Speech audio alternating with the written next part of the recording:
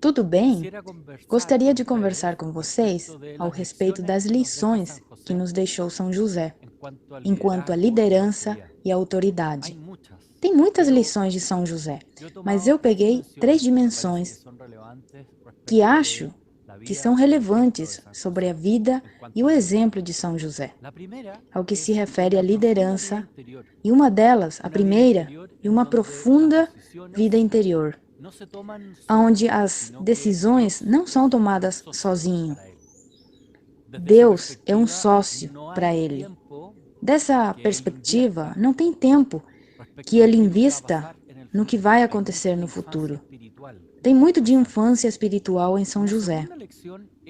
Uma segunda lição é uma ausência do ego, a capacidade de ficar em segundo lugar, a capacidade de deixar que os outros brilhem.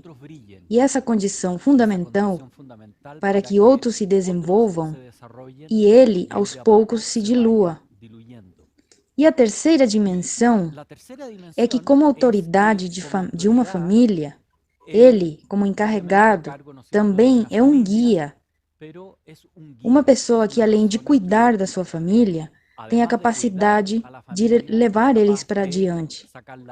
Vejamos agora cada uma dessas dimensões mais detalhadamente. A primeira dimensão é a vida interior. Eu gostaria de propor a vocês uma mudança de paradigma. Normalmente, eu como autoridade, como líder profissional, faço o meu melhor esforço em tudo que me permita cumprir minhas metas. Eu quero propor a vocês um novo paradigma, onde eu farei o melhor esforço em tudo que depende de mim, mas Deus fará o resto. Porque vejam bem, tem muitas coisas que não dependem de mim, que não temos o controle, como por exemplo o clima, o governo, os problemas sociais. São coisas que não temos nenhuma capacidade de controlar e articulá-las. E são essas coisas que temos que deixar nas mãos de Deus. O grande desafio do homem atual, sobretudo dos profissionais, num contexto onde a incerteza, as doenças, a pandemia, as mudanças econômicas, as mudanças do clima, jogam como fator que nos faz ficar mais inseguros respeito ao futuro. E é ali onde aparece nosso Senhor, como se fosse que Ele está dormindo. Em nossas tormentas e problemas é que percebemos que Deus está dormido, mas não é exatamente assim. Por isso é que precisamos encontrar-nos com Deus de um jeito sistemático.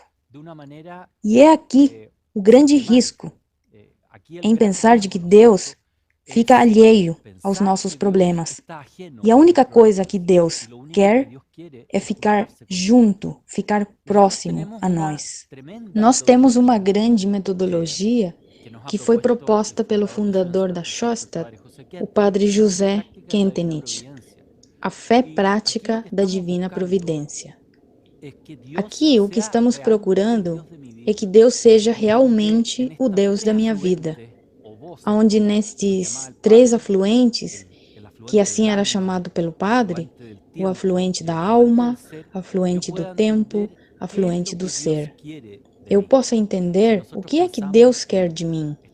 Se nós pensássemos na interseção entre a alma e o ser, a pergunta que nós devemos responder é: aonde nós podemos fazer as coisas que sabemos fazer? Bem, entre o tempo, a mudança, novas leis, problemas sociais, enfim, coisas que nos afetam e que impactam em nosso viver. E essa intersecção entre o que somos, nossas realidades, competências, qualidades, nossos recursos, enfim. Aonde Deus está me pedindo para que eu possa fazer uma diferença? Aonde eu possa deixar um legado? E a intersecção entre a alma e aquelas coisas que são muito minhas, como por exemplo os meus sonhos, meus ideais, meus valores, e o tempo, em quais questões eu devo melhorar? mudar? Todas essas perguntas nos permitem tratar de saber o que é que Deus quer de mim, para onde Ele quer que eu evolua.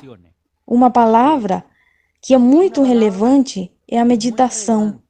Quando a gente fica em concordância com Deus, o que estamos procurando não é relaxar, não é ficar mais tranquilo, não é tirar o estresse.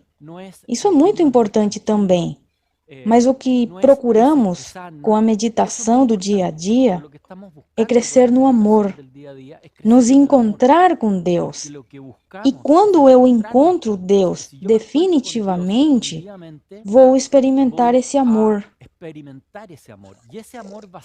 E esse amor vai sair para fora. Não tem como eu estando perto de Deus e tendo a certeza que Ele me acompanha no dia a dia, eu não passe esse amor para outras pessoas que me rodeiam. O amor de Deus se reflete ao longo do dia.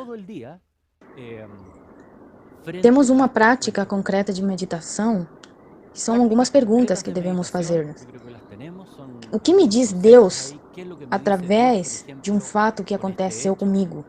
O que me digo eu a mim mesmo por este fato que está acontecendo agora ou que aconteceu? A segunda dimensão que vemos em São José é a ausência do ego. Tem um ego bastante positivo, mas tem o outro ego bastante negativo também. É o excesso de autovaloração. Todos nós temos. É onde eu me considero o último da fila, todo o resto gira ao meu redor. E para quem exerce a autoridade na liderança, isto é fatal, porque coisas como, por exemplo, ninguém pode fazer melhor do que eu. É o típico pensamento de uma pessoa que possui um alto ego de si mesmo, o que significa que não irá delegar um trabalho. Isso significa uma pobre liderança. Em definitiva, as coisas devem ser feitas do meu jeito, porque se esse é o pensamento a partir do ego, na prática, não vai conduzir em nada e só vai sair prejudicado a empresa e o líder e os funcionários que trabalham em si. Outro comportamento típico do ego: eu tenho que ser quem faça o trabalho, eu devo ficar bem. Tem questões de vaidade envolvida nesse caso. O que acaba acontecendo é que as pessoas que trabalham comigo, nessa equipe, não brilham por conta própria. E muitas vezes as pessoas acabam saindo da empresa ou organização. E um último comentário, típico do ego, é pensar que os outros sejam culpados por eu não ter sido promovido e que eu não seja capaz de entender que tenho coisas para melhorar. Devo melhorar para continuar crescendo dentro da empresa ou organização. Todos esses elementos fazem muito mal à empresa. Por isso eu proponho, novamente, um novo paradigma. O paradigma tradicional diz que meus sofrimentos são devidos ao que me tocou viver, à realidade que Deus me deu. Ali é onde eu recebo a boa ou a má sorte. Então, eu vou propor um novo paradigma, que diz que meus sofrimentos são resultado do que eu possa fazer e construir com a realidade que eu tive que viver. Não tive a possibilidade de mudar o ambiente. Minha realidade é dada, mas o que eu posso fazer é tirar vantagem disso de uma forma positiva, fazendo o melhor de mim nesse sentido. Veja que existem vários estudos que demonstram que a fonte do drama, quando uma autoridade ou líder de uma empresa ou organização, existem umas horas importantes por dia que, como chefe, tem que lidar com os dramas das pessoas. E nessa lista de dramas, por exemplo, tentar que todos estejam alinhados, tentar que todos subam nesta nova realidade de mudanças, etc. Mas tem um 32% deste drama, entre aspas, que está relacionado com problemas do ego, dos comportamentos, os quais eu fazia um comentário anterior. O tempo dedicado às questões do ego são 16 horas no mês investidas em comportamento inútil. E o que fazer? Lidar com sentimentos de dor, tristeza, má interpretação, especulações, lidar com boatos, fofocas, comportamentos defensivos, resistência a receber retroalimentação, lidar com queixas, agendas escondidas. E as recomendações para evitar o ego? Discernir e reflexionar quando há ego na minha vida, não imaginar coisas, é melhor sempre procurar saber a verdade, abrir o coração, pois assim permite também abrir a mente. E quando abrimos o coração, a mente também acaba se abrindo. E a terceira dimensão de São José, que podemos aproveitar como líderes, no seu exemplo como autoridade, e de ser um guia. Aqui quero propor também uma mudança de paradigma. O paradigma normal é: eu sou responsável pelos meus resultados. E é verdade. Mas quando exerço autoridade, eu sou responsável de uma equipe de pessoas com quem eles obtêm os resultados. E, portanto, devo criar as condições para todos, para que a todos corra bem e todos consigam chegar aos resultados e, com isso, todos, como uma equipe, conseguimos um ambiente de trabalho sadio e com ótimos resultados, do que nos exigem, claro. Em especial no mundo híbrido de hoje em dia.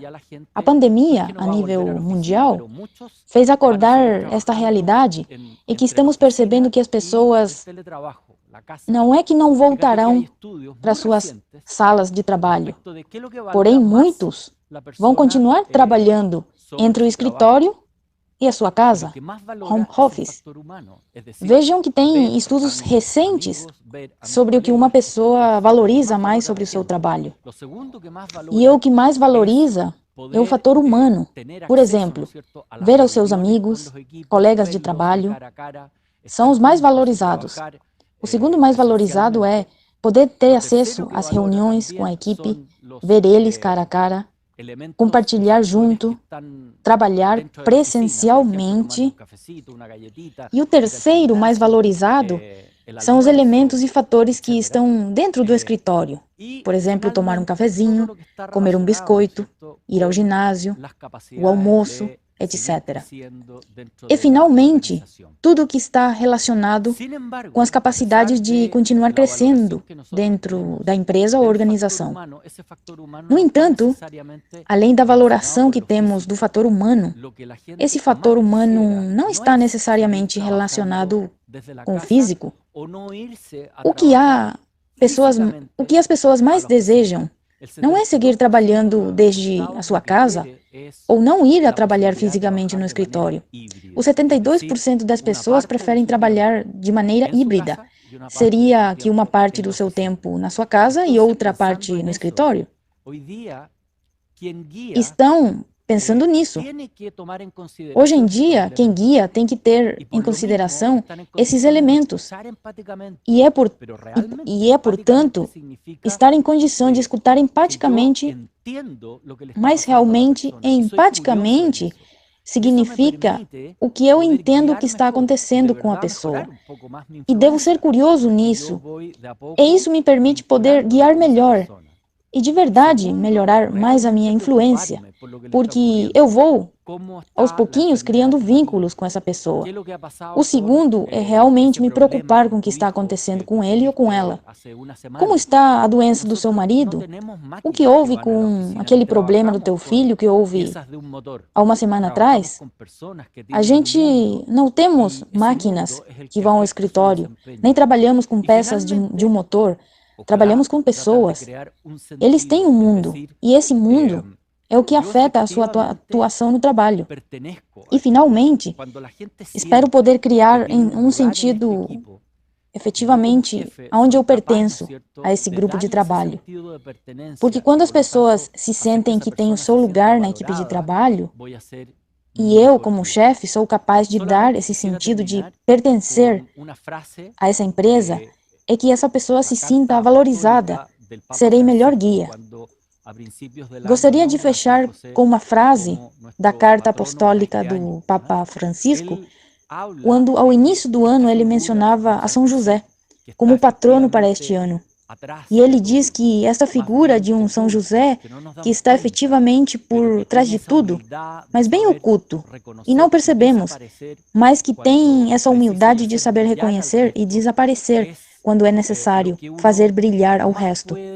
E é o que mais pode, hoje em dia, valorizar respeito à figura de São José. Eu os deixo com isso para depois continuar conversando e agradeço muito a atenção. Muito obrigado.